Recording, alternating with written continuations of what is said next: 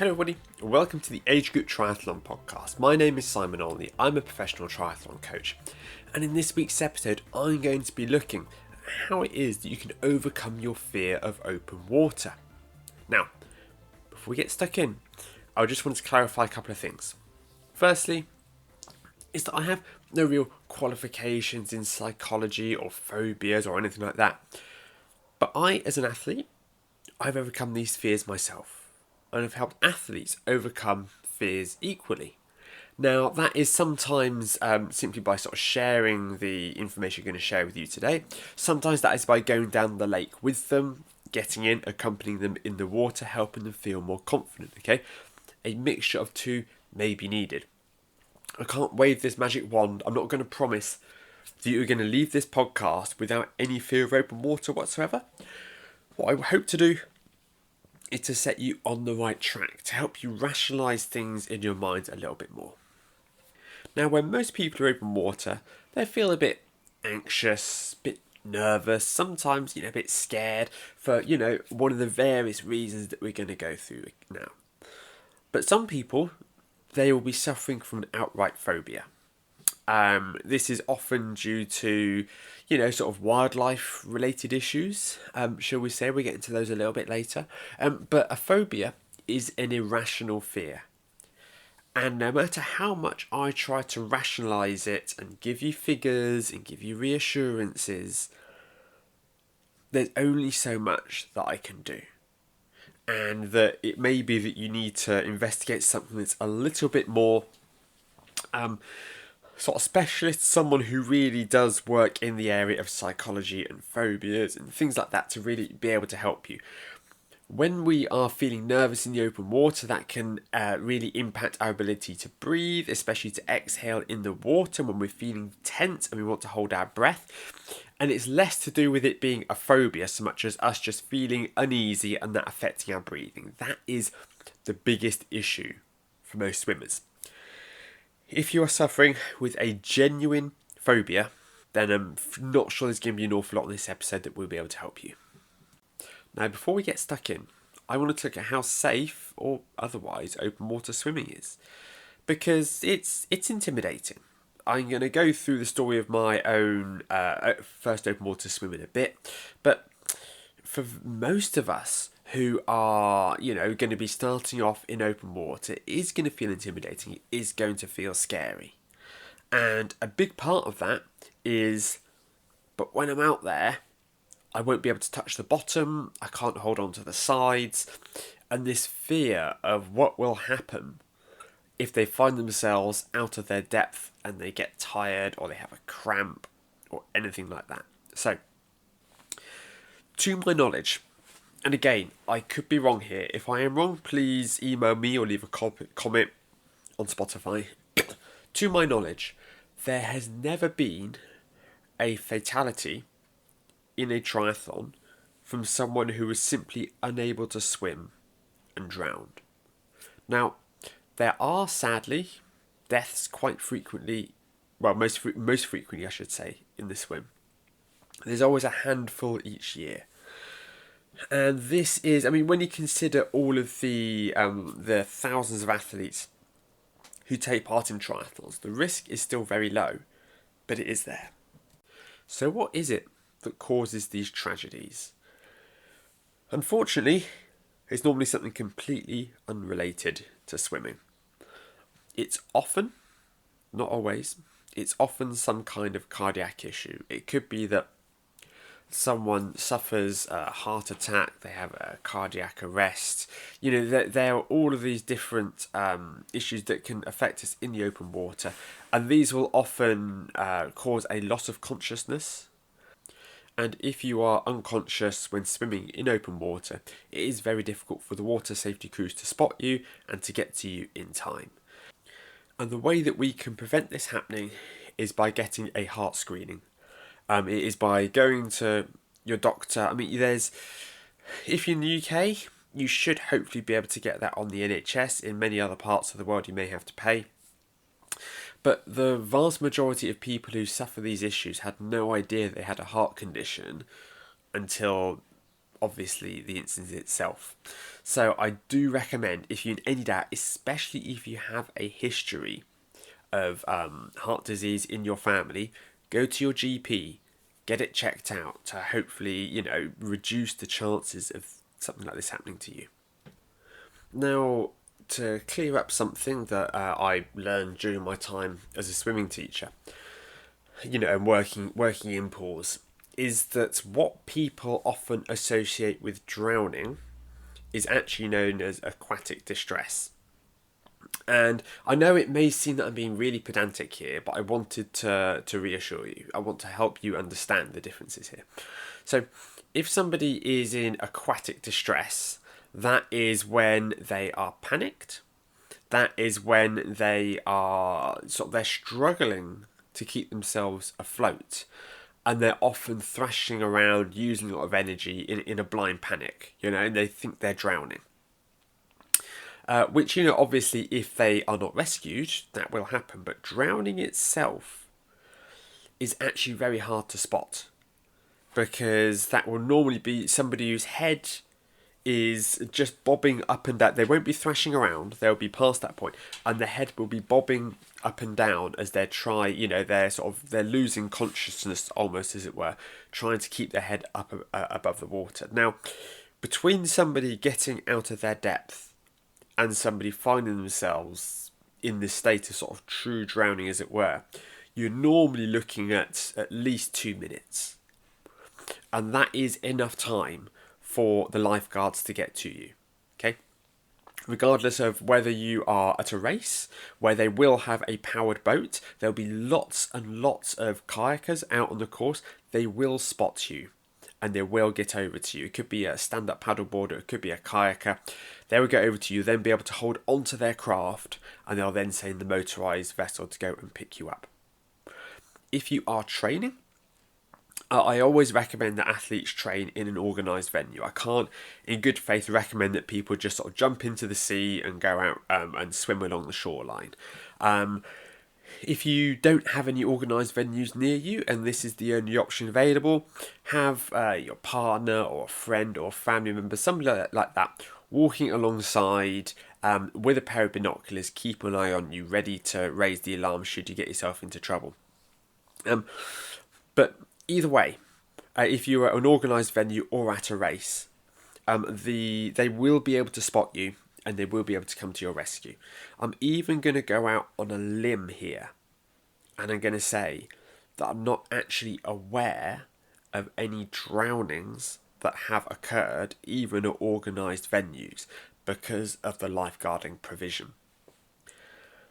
So when you are swimming in the open water, broadly speaking, you are safe. The chances of anything happening to you are incredibly low. In fact, you're probably much more likely to end up finding yourself with some kind of issue while driving to the venue rather than in the water. But that doesn't stop it from being scary. Now, one piece of reassurance that I can give you is that if you are swimming in a wetsuit, you cannot physically swim underwater, let alone sink. Okay, you are going to find yourself in a lot of trouble and a lot of difficulty if you try to swim underwater whilst wearing this wetsuit. You come straight back up to the surface. So if you are open water swimming in a wetsuit and you get the heebie-jeebies, which it can happen to the best of us, you can roll onto your back and you just float there. And you can then either stick your arm up in the air, wave it around, maybe shout for help if you want to be rescued, or you can wait until you get your breath, calm down, and then continue with your swim. Okay, you can. It's literally like a save point in a computer game. You can stop where you are, and you can wait until you feel better again. And this can work even in a race. Now, in a race, something you do have to consider is, where it is that you stop to do this. You want to make sure that you are sort of well off of the racing line. So you're well to the side. So if the boys are all running to the left and all these swimmers are getting ready to make a left-hand turn, head out to the right if you need to take yourself a breather. Additionally, you can swap to heads-up breaststroke. This is something that I did when I was feeling scared, when I was feeling anxious, when I was feeling nervous in the water, and I felt that I couldn't breathe and I had to get some air in. I just switched a bit of heads-up breaststroke until I calmed myself down and resumed front crawl swimming with my face in the water. These are not failures. Obviously, we don't want them to happen, but if you are new to triathlon, there is nothing wrong with them. So I'm going to share the story of my first open water swim. It's not the first time I've shared this on the podcast, so apologies if you heard it before. But I was taking on a open water race for the first time. I'd already taken on a pool-based triathlon, but I was getting ready, which was in April of a year. But I was taking on my first proper open water triathlon, and it was in May. It was in mid-May, mid to late May, and it was the Cotswold Super Sprint. And I went down, I bought myself a wetsuit, got myself fitted out in a wetsuit, and I went down to a lake. And there weren't many lakes that were open because it's still early in the season, but I went down to this lake with my wetsuit. Now, keep in mind that by this point, I'd had the goal of doing a triathlon for about 8 months, and I'd read a lot. I had, read magazines, I'd read books, I'd read all about open water swim, about the sighting, what it is you need to do. I tried on wetsuits at expos and chatted to people. I wasn't somebody who's turning up there with no idea what it is that I needed to do. I was there and I knew what it was that I needed to achieve. I knew what it was that I needed to do. So I went to this changing area and I got into my wetsuit, put it on as I was showed to, and I then walked out towards the edge of the lake, and there was a chap there that was at the side of the water who was a coach who was waiting for his client. And his client arrived, and they had a little bit of a chit chat. And I remember standing there at the edge of the water looking out over this lake. And I remember when over that winter, when I was really getting sort of better at swimming in the pool, and I would drive past the lake and I'd look at that lake and I'd ask myself, could I swim across that? Just silly games that you play with yourself. I remember I was in Scotland that year, and you looking at all the locks and go, well, I could swim across it that way, not lengthways. But, for my own kind of, curiosity, just asking myself, could I do this? Could I do that? And then I remember I stood there at the end of this lake.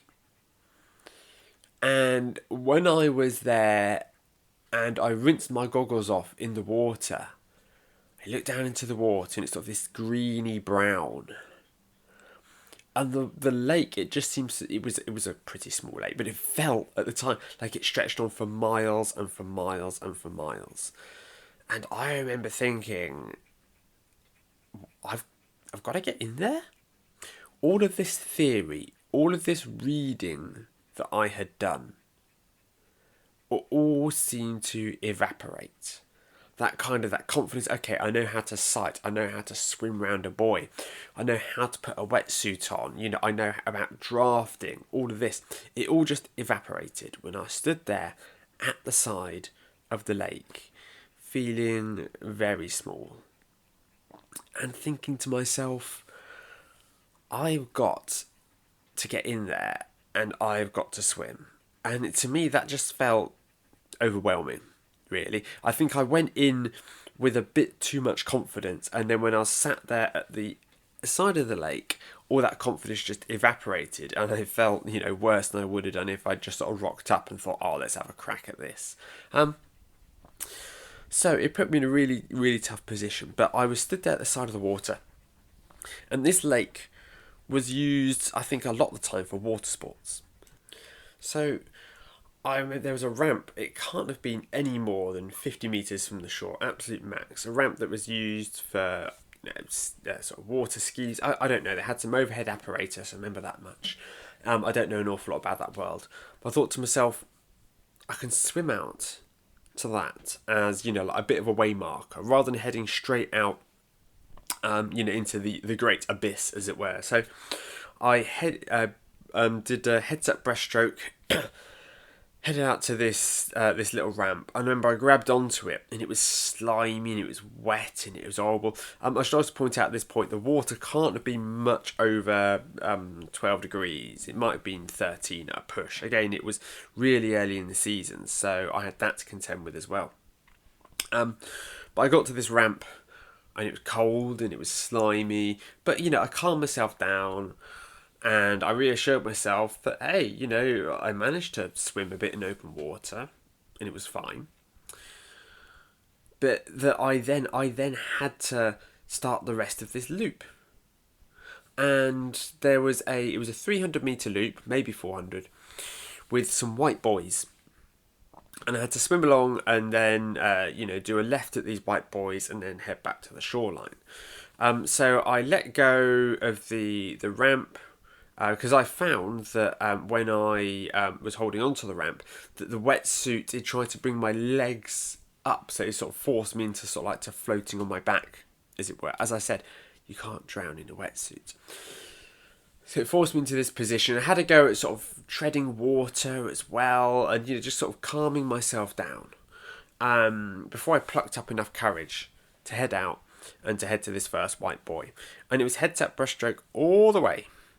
Got to this white buoy, and I remember thinking, I'm at the farthest point from the shore at the moment. Did a left, headed along to the next white buoy, did another left, headed to shore. And I remember as I feeling so relieved when I started heading back to shore, thinking, that's it, I've done it, I'm heading back to land. And again, all of this very slow heads-up breaststroke with a very poor technique. But I remember I got onto the shoreline, I kind of pulled myself out, sat on the shore, and I felt equal parts like a bit of an idiot for having such a wobble, but also, feeling sort of quite accomplished that I managed it. But I remember thinking to myself, I've paid my money, I've got a race coming up in a couple of weeks, it may even be the week after actually. I've driven all this way, I can't just call it a day after one loop. I have to do at least a second one. And so I, put on my big boy pants, and I thought, right, let's have a go at second loop. So started this second loop, and I tried at a couple of points to swim freestyle, so to put my face in the water and swim. And I remember the first time I tried it, I put my face in the water and I looked down. I had the shock of the cold on my face, and I looked down into this murky browny green colour, and I couldn't see anything except this murk, and it just freaked me right out. It made me feel horrible, and I just thought, I can't do it, and my face came straight out, panicked, hyperventilating. And this is something that I think a lot of you will be listening to this and thinking, yeah, I remember that happened to me. And to me, it was always kind of annoying when I was coaching and running courses where I'd have sort of up to 10 swimmers at a time. And some would just get in and would just put their face in and just go. Never swum in open water before, but they just were fine. Again, maybe people have been swimming more, just more generally comfortable in water than I am. Spent time mucking about in the sea. They were just there for some tips. I don't know what the story was, but the vast majority of people is really stoppy and starty. And I remember I said, okay, let's head over to that buoy over there. And I was always the rear gunner. I was always swimming at the back, and there was always at least one person doing heads-up breaststroke, having a bit of a, doing what I was doing. Going, oh God, I don't think I'm ready for this. But this is something that feeling of not wanting to put your face in the water is absolutely classic. The vast majority of people will have that to a greater or lesser extent. And I'm going to try and help you sort of understand, and again, start to rationalise it slightly. There's only so much that I can do, because at the end of the day, this is, sort of quite an irrational, because I remember thinking, I don't know why it is that I don't like looking down into the murky depths. I'm not scared of anything being down there. I just don't like the fact that I can't see the bottom. So I try and talk you through this to help you sort of understand this a bit better. But I got to the first buoy again, and there was the coach was there with his clients, and it was obviously pretty clear that I was having a struggle around my first ever loop. And we kind of exchanged sort of like some jokes, and I sort of talked about, having a bit of a nightmare. I can't remember what was said now. It was, I don't know how many years ago. 13 years ago. 13 years. And then I did, turned around at that buoy and headed back to shore. I tried briefly putting my face in the water again. I think I managed a few strokes before I had to pull my face out again. But I was kind of slowly building up to it. The first race came around and it took me 12 minutes to swim 300 metres. It was a disaster. It was so cold. I was swimming around other people. I couldn't put my face in the water. I had a panic attack. It was a nightmare. And this is the kind of experience, again, that a lot of people will have at their first triathlon if they haven't prepared effectively and if they are struggling with these fears. So I wanted to help look at some of these, break them down individually, and ways that you might be able to approach them differently, ways that you might be able to overcome them. There will be one recurring theme though. In almost every case, this can be improved by spending more time in the open water. I know it can be intimidating, I know it can be scary, I know that you associate it with feeling frustrated, with feeling scared, with a sense of failure. These are all legitimate things to feel. But we need to just keep showing up. We need to get back in. We need to keep practicing. The biggest mistake that I made in my first couple of years, really, of triathlon is that I didn't train in the open water enough. I used to think to myself, neoprene smells like race day, because it was the only real time that I put my wetsuit on. And as a result, I had an absolute nightmare, absolute mare for the vast majority of my open water swims, because I was completely and totally unprepared and I hadn't given myself the time in the open water that I needed to feel comfortable. So the first one, not being able to see the bottom. Now this is the case mostly when lake swimming, which is where the majority of people will start out. Some people will jump straight into the sea. But most of us, if we don't live by the coast, we'll start off swimming in lakes. And we look down into this silty, murky mess in a good 90-95% of lakes. And that's really off-putting. Because you haven't got a reference point. It looks disgusting and unsanitary, which it probably is to an extent. I'm not going to lie to you. You don't want to be taking on any more water. You absolutely have to if you get your breathing wrong. But it's just that not be able to see. We haven't got that black line to follow, so we can't swim straight either. And just looking down into this horrible murky mess and feeling it's not nice, and it makes it hard to relax. It makes it hard to to really come to terms with, this is a fine activity to do.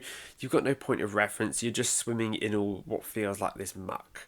And whilst on its own, it's maybe not enough to prevent you from getting in, when you are trying to get your breathing absolutely right with the exhalation of the water, it's very hard to exhale in a controlled, comfortable manner if you are afraid of the water.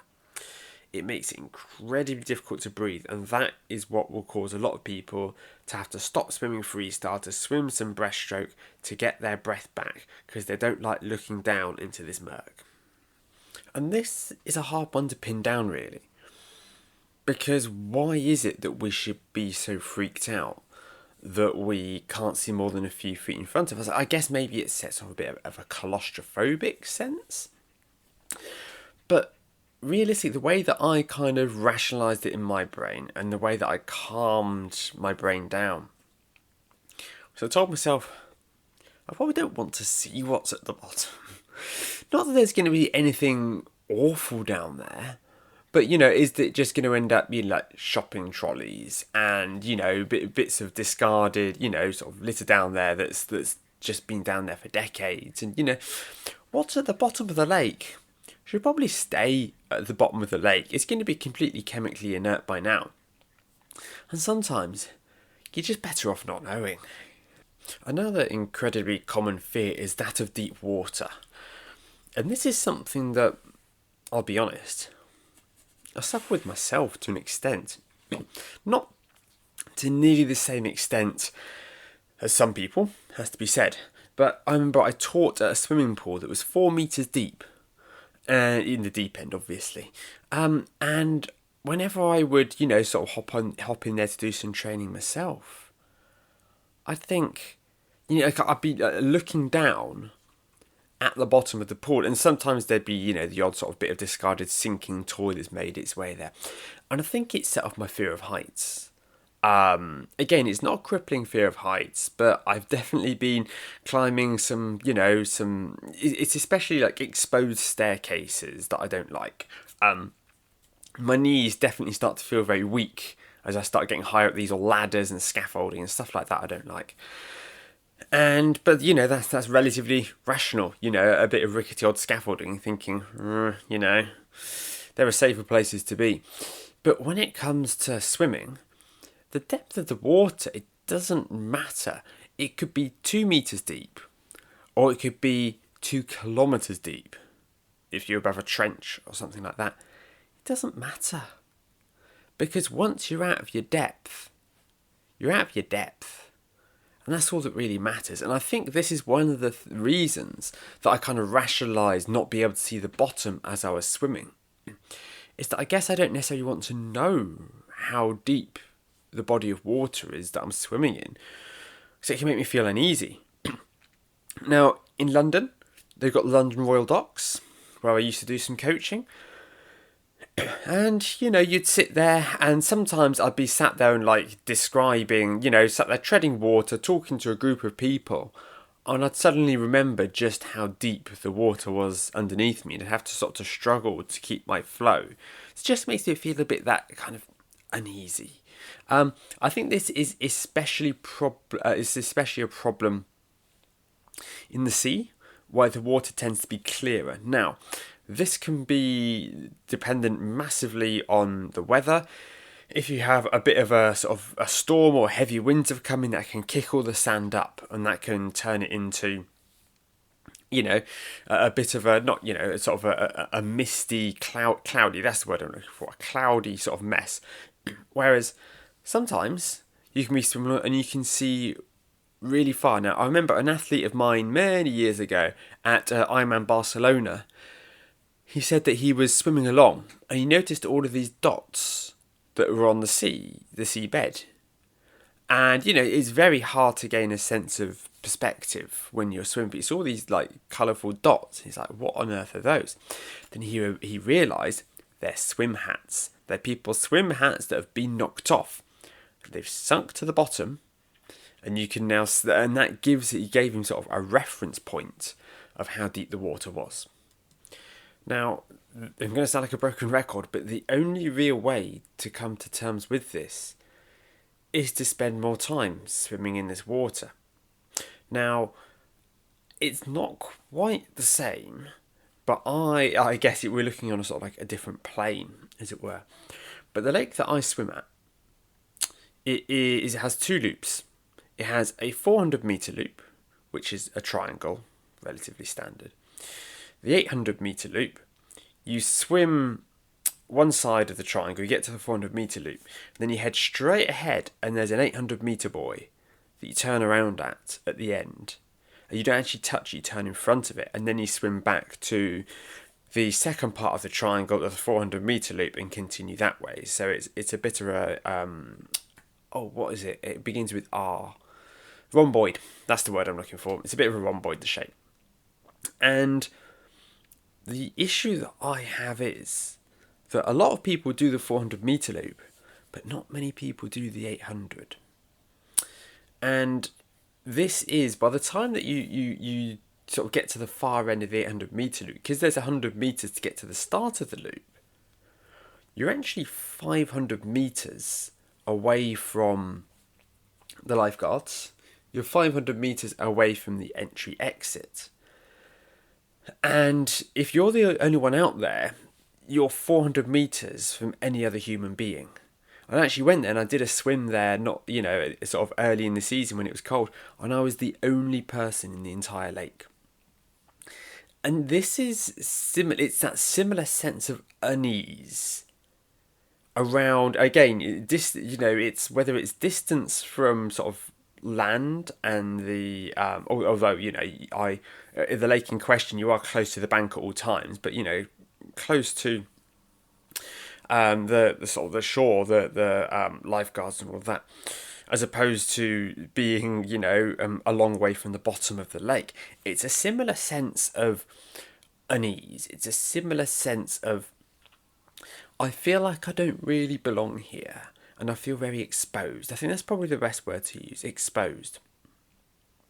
It really can be, it really does take some time to get your head around.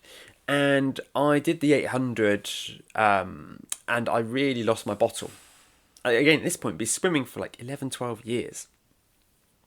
And I really lost my bottle at that point. It was probably sort of a combination of factors. And it sort of put me off, and I'm sort of like building myself up to do that again. This is a similar thing to the swimming in deep water, where it feels uncomfortable. It doesn't feel right, but the more that you do it, the more that you tell your body, this is fine, this is okay, I can manage this, the easier it will be. You just need to get those reps in. You need to spend more time doing this. And, to build up an action plan for myself, if I were to go back to that position of having real kind of anxiety when I swim out and do that back half of the 400 meter loop, I'd say, well, when you go one time and there are other swimmers there, just go and draft some other swimmers.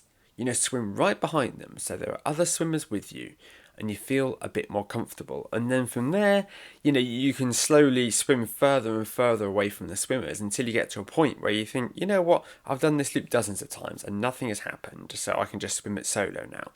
Same thing with the depth. Something that can be hard to deal with when it comes to the sense of the deep water is that when you have a lake, they'll often have at least two loops. They'll have a short loop and they have a big loop. And in most cases, the big loop goes around the edge of the lake because obviously they're trying to make the most of the size of the lake. The problem with this is that the shorter loop is in the centre of the lake, which is going to be the deepest part.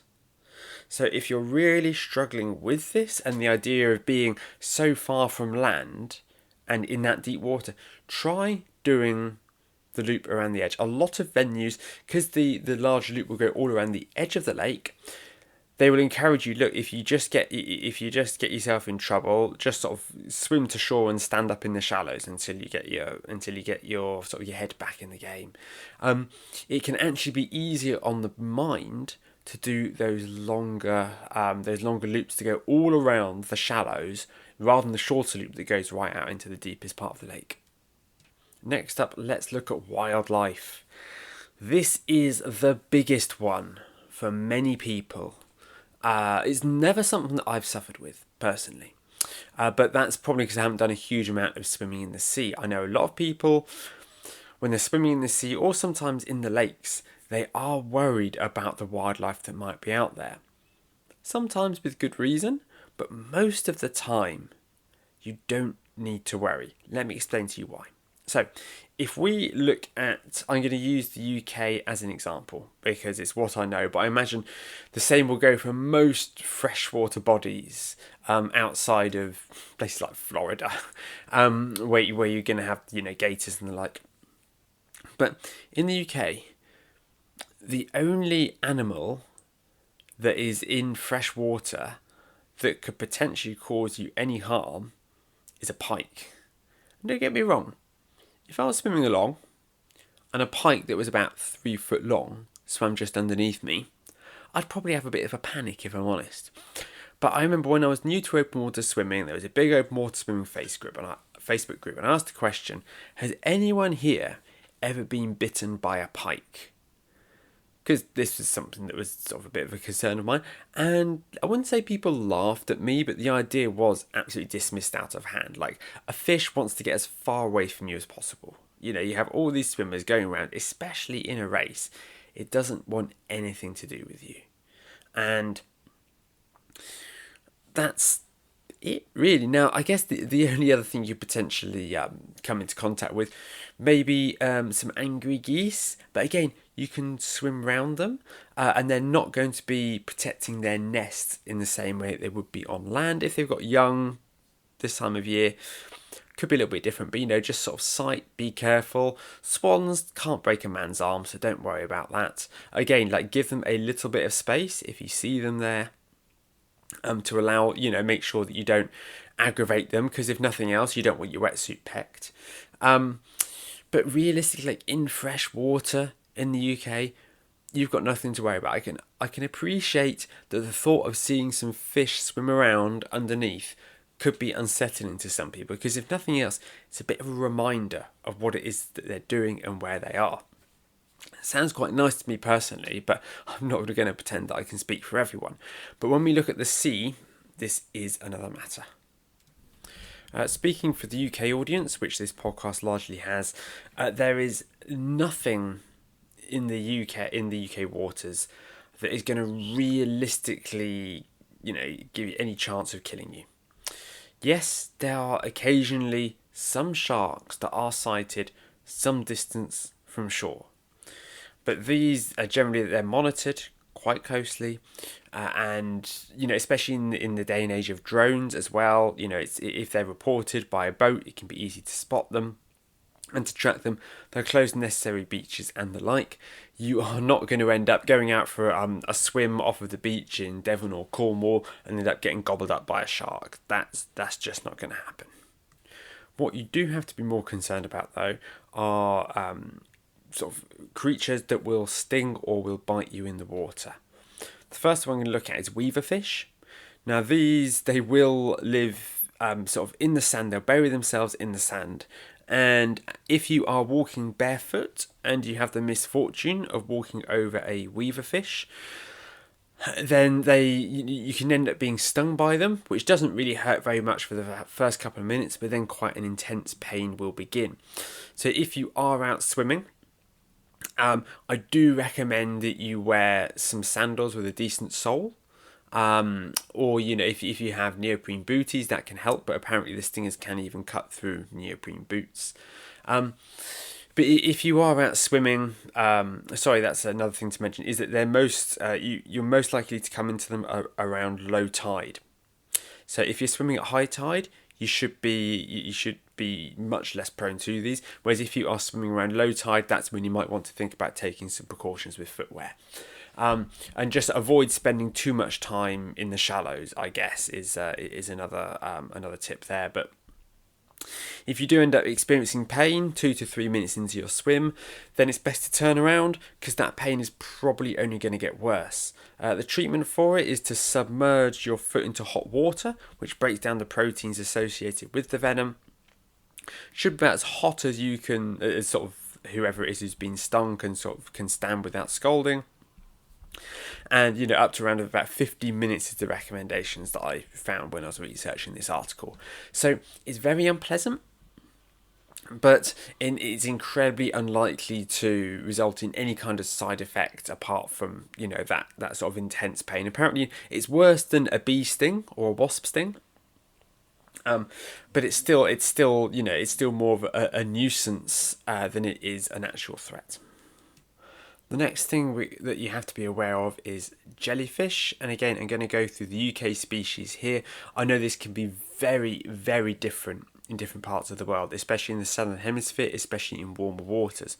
But over here in the UK, we've got the moon jellyfish, which is the most common one that you'll see around. It's got 4 translucent purple circles just inside of its bell.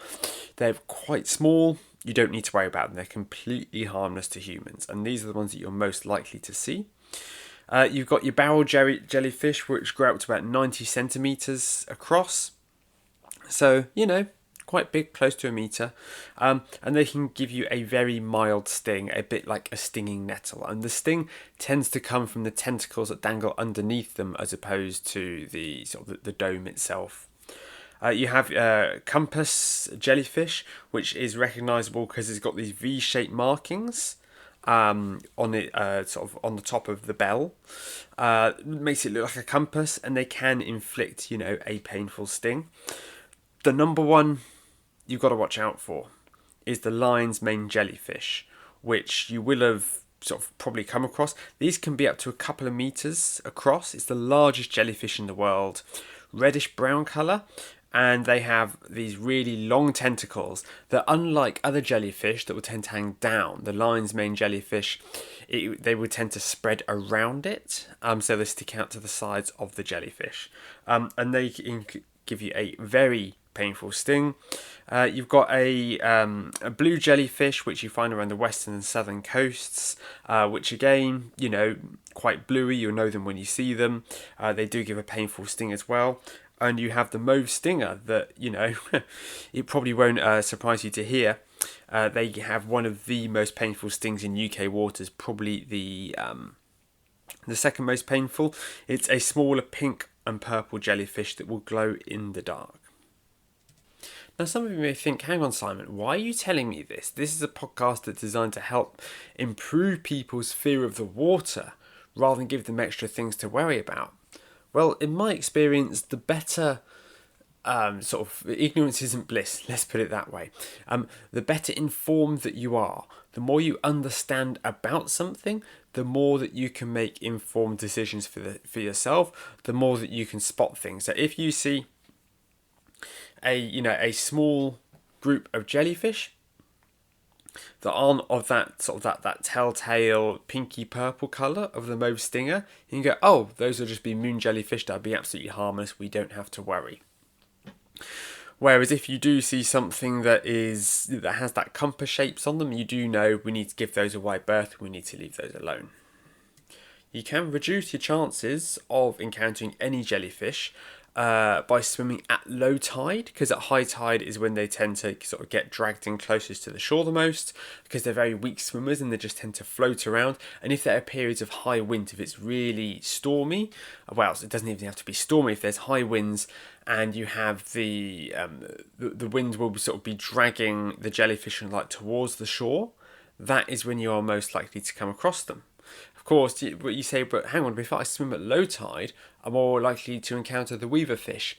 Yeah, it's one or the other. I mean, given the choice, I'd rather take some precautions with good footwear and the weaver fish, because it's incredibly unlikely that you'll actually end up getting stung by one, rather than go dicing with jellyfish. Something else worth pointing out is that once a jellyfish is dead, it can still sting you. So if you see a dead jellyfish washed up on the shore, give it a really wide berth. And if you want to be a really good Samaritan, what you can do is you can use a bit of driftwood or something to go and to pick up and move it, hopefully somewhere where it's less likely to get trodden on by people. Now, there are many parts of the world, especially around Australia, South Africa, off the coasts of much of sort of South America, even some of North America. There are much greater threats that you need to worry about. And you do need to do your research. You do need to understand what the risks are. Now, a lot of people, they will be most worried about shark attacks. And this is, for the most part, an irrational fear, because anyone can look at the statistics and they get, the old statistic of more people are killed by vending machines each year than they are by sharks. But it is an irrational fear that most people have. They watched Jaws when they were a bit too young, or they just have an overactive imagination.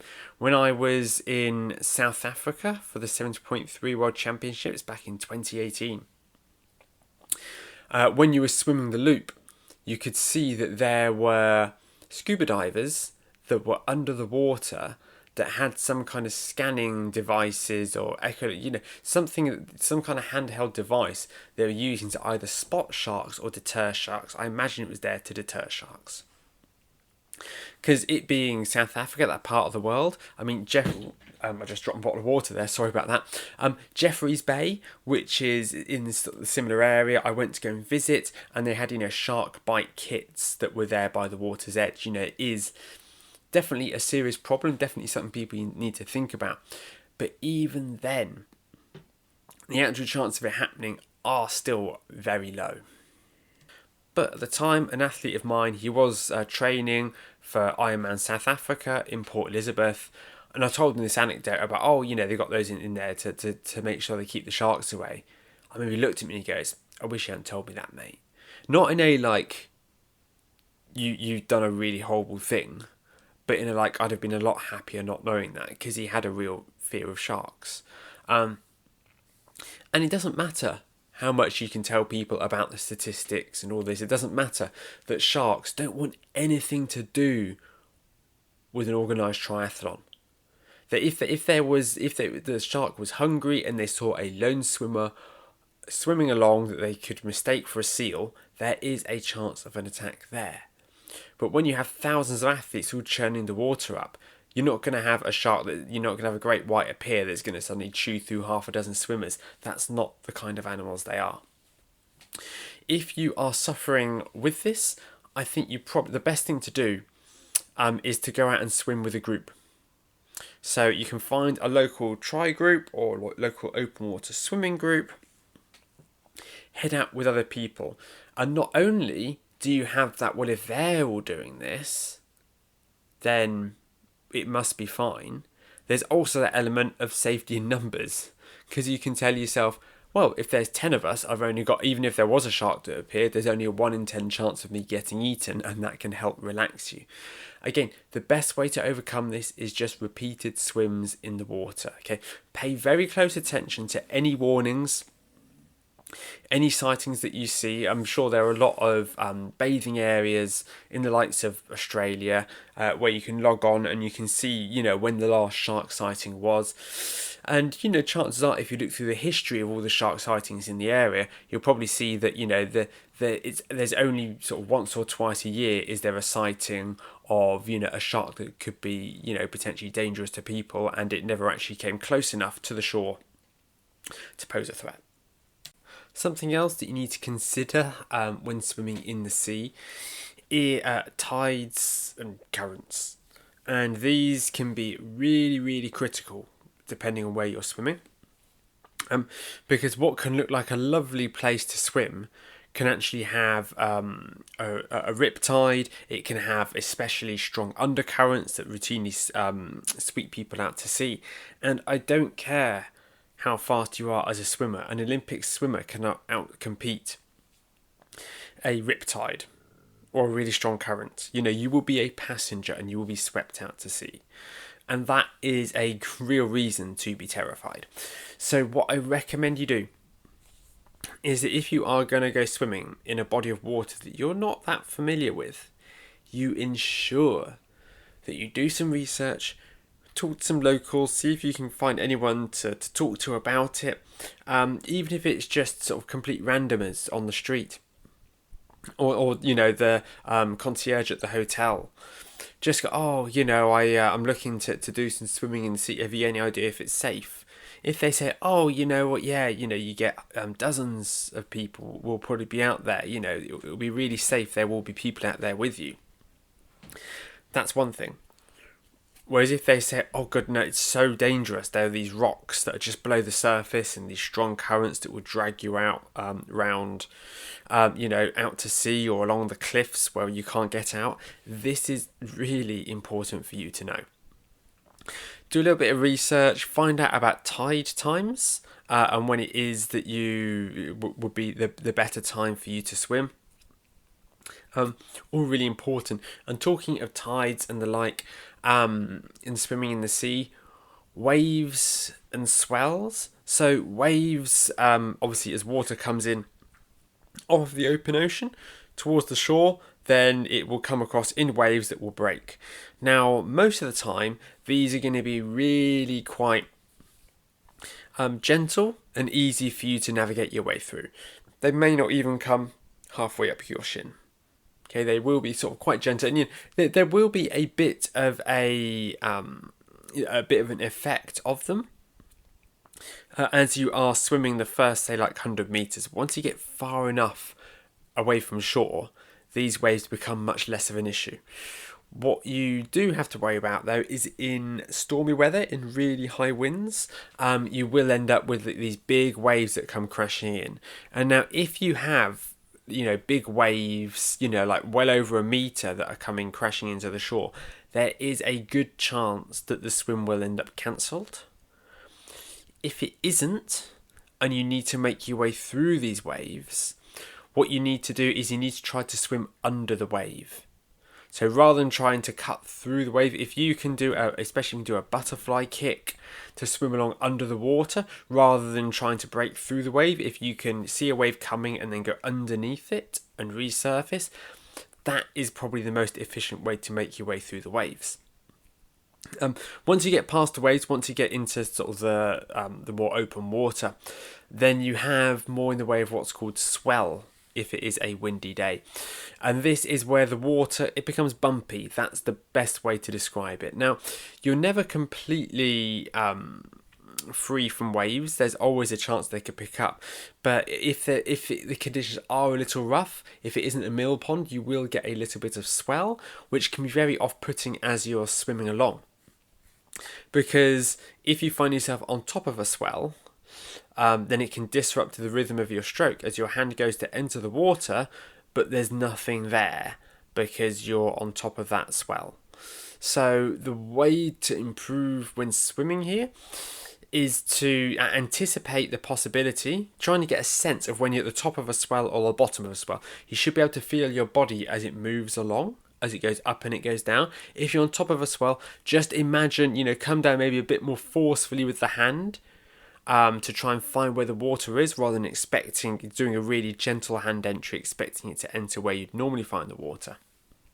When you're at the bottom of a swell, you can normally swim relatively easily, but bear in mind there's a good chance you're going to get lifted up again, which could affect your breathing.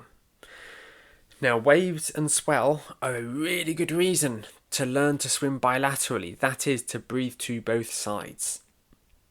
So that is, if you are swimming a clockwise loop, and you have you're swimming and the sea is hitting you from the left, the ability to breathe to the right easily without drinking loads of water is really critical, because it means that you'll be able to get onto the bike without having swallowed seawater and the associated digestive comfort, even if there's no E. coli or bacteria or anything in the water.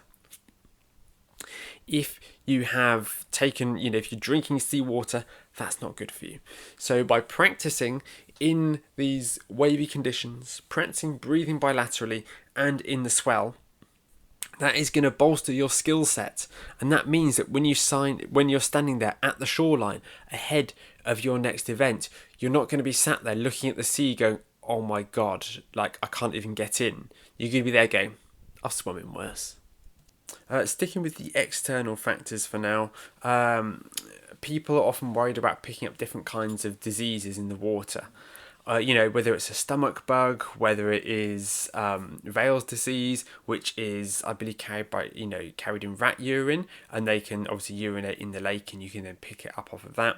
In all of the years that I've been doing triathlons, I've never once picked up a stomach bug from open water swimming. So, touch wood and all that. But, I've never once had an issue. Now, I have heard of certain races where the swim goes ahead where perhaps it shouldn't have, because there were reports of large amounts of athletes who get sick either during the race or the day after. End up with stomach problems. But in the vast majority of cases, as long as you have efficient breathing. So this is again another good reason to learn to breathe to both sides when you're swimming in the water. As long as you have efficient breathing mechanics, you should be all right, because you are going to be much less likely to take on, especially any great quantity of water. Now, if you do take on sort of half a mouthful, hopefully you can spit that back out before it becomes an issue. But if you take in a lungful, could potentially cause you issues if you aren't able to sort of spit it out in time. So working on your breathing in the pool, getting control, getting that body rotation nice and smooth will go a long way to helping to ensure that you minimise the risk of picking anything up from the water. Now, I wanted to touch more on Weil's disease because it can be quite serious. So it is only from fresh water that you need to worry about this. And the more urban sort of the fresh water is, the more likely it is to be an issue, simply due to the higher sort of concentration of rats in the area. So a lot of people who contract it will be asymptomatic, but some people can have mild symptoms or get very unwell from it. So you can end up with a high temperature, the headache, body aches, stomach pains, nausea and vomiting, diarrhea, or redness in your eyes. Finally, something else to look out for is yellowing of the skin or within the white part of the eyes, which is jaundice. And that is, those are symptoms that you may want to check in, phone up, sort of the NHS 111 or the alternative, depending on where you are in the world, just to get a diagnosis and see if they recommend that you visit anyone. But it is, at the end of the day, it is quite unlikely that you're going to get these symptoms, especially in any severity. But if you do have jaundice, those symptoms, the yellowing of the skin, if you do have a rash, if you've been unable to go to the toilet, swollen ankles, feet or hands, or any chest pain or shortness of breath, these are all potentially severe symptoms and you should seek immediate help. Something which is much more of a concern than Weil's disease, given how rare it is for people to actually contract Weil's disease, is sewage discharge. And this one is a bit political, I know. I try not to be political on this podcast. But sometimes you have to accept that there's been a number of, enormous failures by water companies up and down the country to update their infrastructure over the years. They've just trousered the profits instead of investing it in infrastructure. And as we have this growing population in sort of high rainfall, the sewer systems are unable to cope with all of the sewage, and so it ends up being discharged into the waterways, which frankly is a national embarrassment. If you are swimming in a lake, you have nothing to worry about. Go and enjoy your swim. Unless you have any other reason, local knowledge to understand that there might be a discharge pipe in the area, which is incredibly unlikely. Why would they discharge into a body of water like that where it's got nowhere to run off? But still, I should just add in that caveat there because, maybe sort of an especially large lake may have an outlet pipe somewhere. But it's mainly going to be an issue in rivers. Rivers is where it is the biggest problem, really, because when it gets discharged into the river, then it's still quite concentrated, whereas going into the sea, that gets dispersed quite quickly. Either way, have a look online. I know that there are a couple of websites in the UK that will alert you of any recent sewage discharges in the area, and if there is a warning not to swim in a body of water, do not swim in that body of water. The risk of picking up any kind of disease is just too high. Okay, try it another time. Now, as I said, this is most common during periods of heavy rainfall when the sewers end up getting overwhelmed. And so that is when it is most important to check. Following storms, having a look there. But if you are a regular sea swimmer, I recommend that you get in the habit of checking every time that you swim if there have been any recent sewage discharges. Now let's look at some fears that may not be related to the body of water that you're swimming in itself. Perhaps swimming in close confines of so many swimmers. And this is something which takes a lot of time to get used to, because when we're in the pool, we're just swimming in our own way. There may be people that we're sharing the lane with, but it's not going to end up being a sort of super stressful situation most of the time. We're not trying to share the same space as each other. We're all just trying to get our swim done. Some people get in the way, but at the end of the day, it's not nearly the same as when you are jostling with other swimmers for position in the open water. When you're approaching a turn buoy and everybody wants to get that inside line. And this is something that a lot of people, they really suffer with. I mean, I remember doing a triathlon many years ago in the Royal Victoria Docks as part of the London Triathlon. And it was, probably been like my third or fourth race. And I touched the feet of a swimmer in front of me, and he completely lost it. He sort of went bolt upright in the water as if to stand up, freaked out, and he just wasn't used to sharing the space with other swimmers. And this is something that, if you can, is really worth practicing. So if you have other friends who are training for the same triathlon as you, to do it together. Go down to the lake together and swim in close proximity to each other. Swim side by side.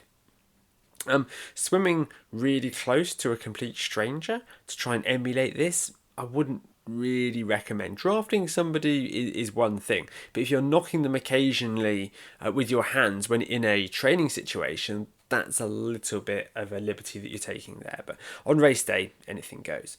But to improve that feeling of close proximity to other swimmers, then just practicing with other people. And sometimes if you wanted to, you could even ask somebody at the lake when you're getting changed. You could say, hey, I really need to work on swimming in close proximity to other swimmers. Would it be okay if we did like a warm-up loop together where I just practice getting close, sort of swimming to you? Again, it doesn't hurt to ask. This is the kind of thing that may really help. And for me, this is way down my list of concerns now. When I first started swimming, it was sort of the washing machine was something that I really wanted to avoid. Now I think I've just become a bit kind of like, in open water, you do just have to become a bit selfish. You do just have to be a bit, like, this is my piece of water and you're going to have to fight me for it. And I think I've just got a lot better at sort of staking my claim to that bit of water, editing, making tweaks to my stroke, and that's when people get close to me, just to help me, become more confident in those situations. But again, it is just more exposure to that same stimulus of swimming alongside other people is what's going to help the most here. And there is, of course, that lack of faith in your own ability as a swimmer. Now, if most lakes will say, look, you need to be able to swim a minimum of 400 meters before you can join us, and they may well have a little swim test that you need to complete before you can complete your induction and be able to go out and swim. If you can barely swim 400 meters in the pool, it's probably too early for you to get in the open water, if I'm honest. Because if you have only got about 10 minutes of puff in you before you start to get yourself in trouble, then that is just going to increase the chance of you having a really negative experience in the water. Now, my first open water swim was a relatively negative experience in that it made me feel useless. It made me feel like I had a huge mountain to climb, but I got over it. Whereas if you go out for your first open water swim and you have a full-on panic attack and you need to be rescued, or you just completely run out of energy and you have to get some help, that is going to put you off going back in future, because you can think, oh my god, that was so embarrassing, like I can't afford for that to happen again. So you need to make sure, I'd recommend that most people, before they get into the open water, swim about 1,000 meters non-stop would be my recommendation. That's what I recommend, is that you have that really good bank of endurance that you can fall back on if needs be, especially if you are going to be in the sea. So let's talk about panic attacks, because these happen and there is no getting around it. There's no way of trying to pretend that any of us are immune to them. And here's a little fact for you. Lucy Charles-Barclay, probably the greatest swimmer in the sport. She doesn't like swimming in the sea. It freaks her out. And she jokes that one of the reasons that she swims so fast is so she can get out of the sea faster. So there's no shame in having this fear, this anxiety, in having this sort of these panic attacks sometimes that happen. So I mean, we can reduce panic attacks by spending more time in the water, by swimming further away from the group of people. If you want to swim out, a good kind of 2 to 3 meters off of the racing line, you should be absolutely fine. Will you add on some extra distance to your swim, an extra sort of 50 meters or something? Yeah, maybe. But that would be the absolute max. And I'd much rather that somebody swims a little bit longer and gets around without a panic attack than somebody has a panic attack and has to get pulled out of the water. Now, a panic attack can be a result of many different things. So it could be that you've been kicked or you've been hit by another swimmer, maybe even swum over by another swimmer. It could be that you have got your breathing wrong and you just swallowed a bunch of seawater or lake water and you're having a bit of a panic and a freak out about that. And that's happened to me. There are several reasons why you can find yourself having a panic attack, and sometimes it can be that your breathing just goes out the window. A big cause of this is people who, when the gun goes at the triathlon, they go off like the clappers and they forget to exhale because they're focused on swimming fast, getting on some fast feet. And as a result of them holding their breath in the water, they then get quite out of breath and they have themselves a bit of a panic attack. So keep breathing, keep exhaling, focus on the exhale at the start, even when you're trying to swim fast. Good, strong, confident exhale. This is the foundation of good, calm, open water swimming. And this is the kind of thing that can only be developed with, hundreds of hours in the open water of training and racing. But let's take stock here. Let's imagine that you are in the open water and you're having a panic attack. What can you do? Well, the first thing you can do is you can roll onto your back. Now, this may not help depending on what it is that's caused the panic attack. If you have suddenly freaked out because you've just noticed how deep the water is, then lying on your back may not be a massive help because you know you're still going to be in that same position. What may actually help the panic attack more is by trying to keep moving to get out of the water sooner.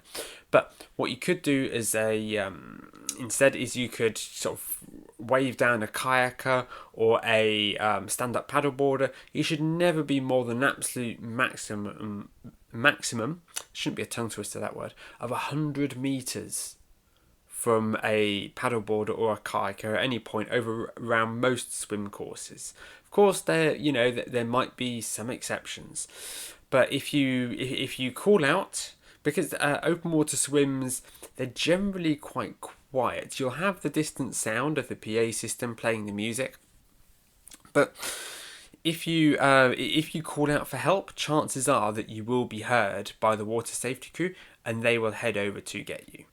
Now, I remember chatting to somebody who was a well-accomplished Ironman athlete, and he was telling me how he was doing a race. It wasn't his first Ironman, but he went and he put in all the training for the Ironman. He flew out there, all the money, all the time invested in this race, and he got in the water, the gun went off, and he was swimming. And he ended up with he said he got a kick to the face, and it completely threw him, and he sat there having a massive panic attack basically, and he was about to flag down the water safety crews and say, look, I want to get out, I want to retire, but the thing that stopped him doing that is when he looked over his shoulder and saw there was another wave of swimmers bearing down on him really quite quickly, and he thought, Christ, I've got to get out of their way. Started swimming, and lo and behold, 30 seconds later he was back in the game like nothing happened. He went out and had a great event. Now, in the moment that you have this panic attack, okay, this is your fight or flight system on absolute maximum. You're going to be freaking out, and all that is going to be going through your mind is your survival instinct saying, get me out of here, out of this situation now. And that's a really powerful message for your body to be giving you. And you need to go, okay, like this is serious. I need to listen to this because it will stop you from swimming freestyle. My recommendation, if you can, is to switch from freestyle to breaststroke. Could be heads up breaststroke, but just try not to stop if you can. Now it depends on how severe the panic attack is. It may be that you're hyperventilating, you're struggling to breathe, your face is bubbling in and out of the water, and all of the alarm bells are ringing in your head. And the best thing at that time might well be for you to get out of the water. But I want you to think ahead in that moment if you can. And think, if I retire, what does that mean to me? How am I going to reflect on that decision in the future? Now, there have been athletes I've coached, well, an athlete, who ended up failing to finish the swim. One of the few DNFs, only 2 DNFs that I've ever had with athletes that I've coached. He ended up having to be pulled out of the water because there was tree pollen that was on the surface of the water and it set off his allergies.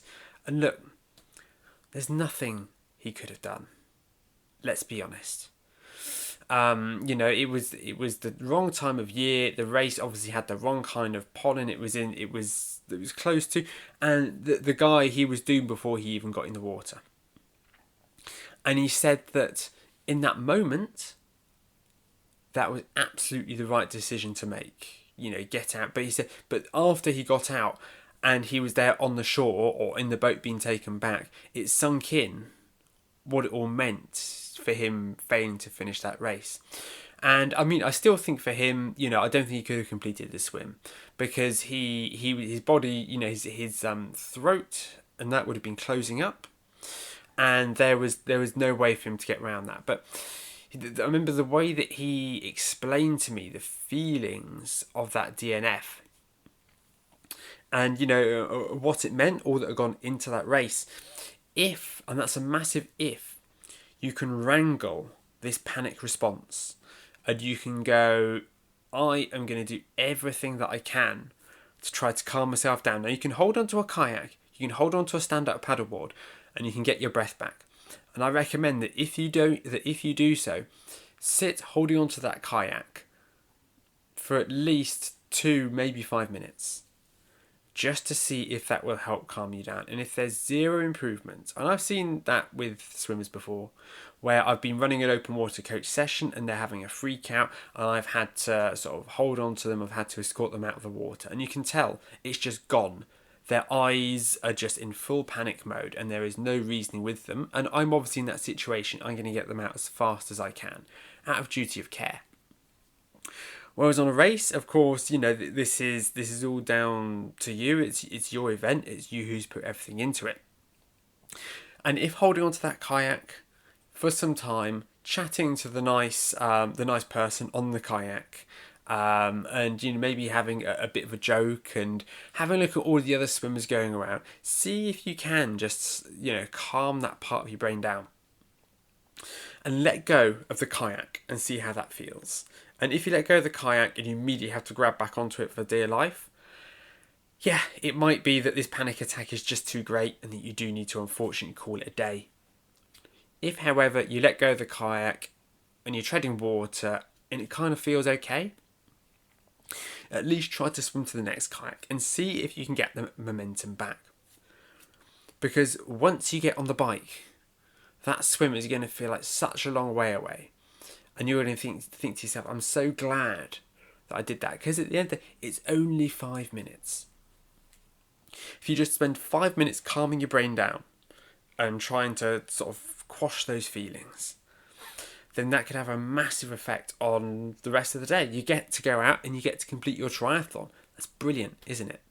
But I can understand that sometimes the panic attack is just too much and that you do need to call it a day.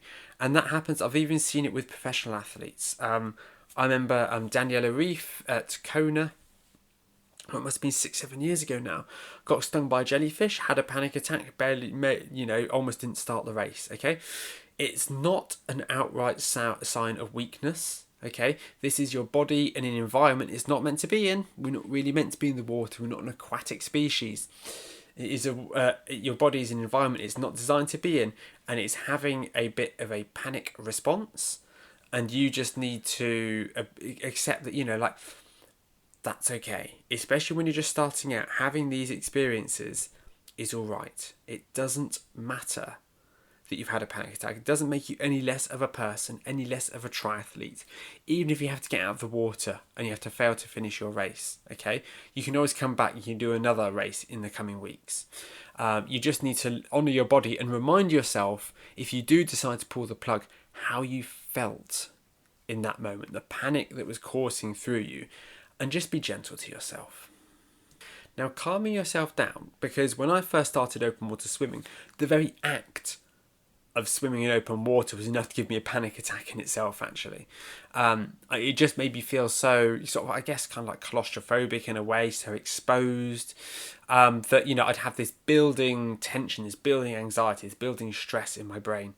And I remember I did my first Olympic distance triathlon. I never actually swam 1,500 metres in open water before this race. Again, I told you my open water preparation was terrible, but I was in my early 20s, so I hope you forgive me. And I just thought, okay, well, I've got to do this. And Queen, Don't Stop Me Now, was playing on the speakers when I got in the water. And this was Hyde Park, swimming around the Serpentine. And I remember swimming around and singing to myself, Don't Stop Me Now by Queen. And it got me round. Because I had something to take my mind off of where I was and what I was doing. I also tried to focus on the landmarks. Luckily, in Hyde Park, there's the Lido, there's where the paddlers normally go, there's that island bit there. There are things to look at as you're swimming along. Not too much, but there are things to look at. And I alternated between front crawl and breaststroke. But I had this soundtrack, I had this mantra to lean on. And at that point, the level of open water swimmer that I needed that. Now, my mind can wander a bit. Of course, when I'm racing, I'm still going to be pushing hard. But my mind now, when I'm out swimming, when I'm training, it's just thinking about the things I think about in the pool. What we're going to have for lunch. What's going on with work. Thinking about other things that are going on in my life with my family, my friends, my relationship. All of that. It allows my mind to wander.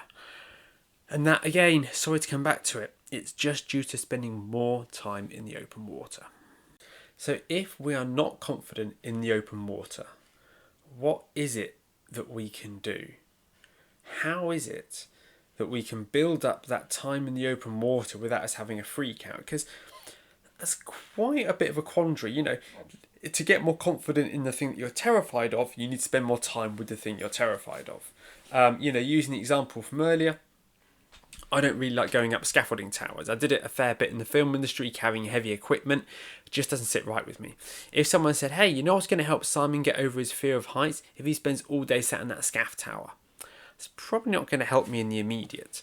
What could have helped is if I approached it in a more gradual fashion. So from looking at it from the open water perspective, what can we do? How can we slowly build up the time in the open water, especially if we've had a negative experience and we're now feeling really scared of the open water? Well, number one is that we can spend more time in the shallows. Again, unless maybe it's the sea due to the weaver fish that I was explaining to you about earlier and the jellyfish potentially. But if we're at a lake, just spend a bit more time in the shallow water. Don't get out of your depth.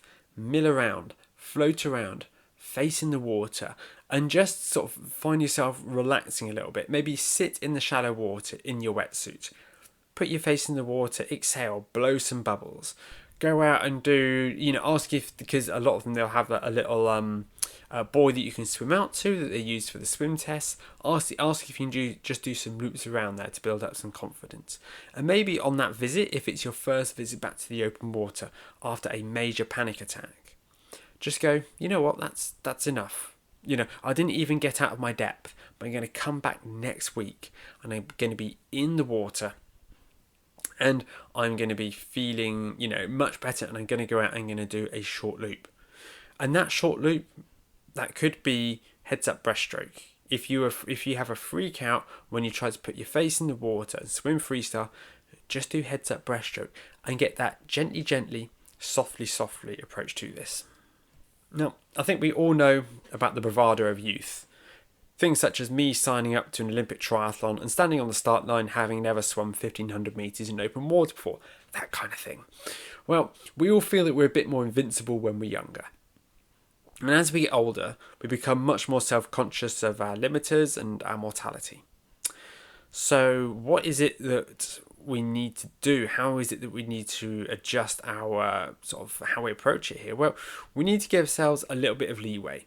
If we are, in our 40s or our 50s, we're much more likely to feel out of place and to feel sort of scared in situations that aren't familiar to us. If we started in our teens or our 20s, we could have taken to it much easier. So if you are, somebody who's been on this earth longer and they're much more conscious of all of the risks that are associated with living, existing, as it were, then, don't be embarrassed if it takes you that bit longer and you're a bit more prone to these panic attacks, because that's just your slightly more matured brain and your prefrontal cortex that has fused going, yeah, you know what, I'm not sure about this. I think we need to think about this a bit more carefully. I hope that this has been helpful. I hope that it has put your mind at ease in many ways. Now, I know that I went and shared a lot of information that you may have not been aware of, with regards to sort of some of the wildlife and whale disease and stuff like that. I apologise if it's made you feel a bit more nervous than you were already, but the fact is that I'd much rather that somebody makes an informed decision. I don't want to just pull the wool over somebody's eyes, hype them up. Oh, you've got this, don't worry, I believe in you. Because, I think people need to understand the risk, and the more they understand the risk and essentially how unlikely these things are to happen to them, I would much rather personally, the athletes that I coach, know, so we do have these issues which are incredibly unlikely to happen to me, but that's the worst that could happen, as opposed to somebody swimming along in a lake or a piece of water with some sort of this big doomsday scenario that's completely fictional that they've created in their head, that they really let them hold them back in the long run. And one final disclaimer, that a lot of the information that I've shared is about the UK. Your mileage may vary across the world. Thank you for joining me. I hope you found it useful. I hope that you are feeling more confident ahead of your next open water swim. And I'll see you all next Tuesday morning. Take care.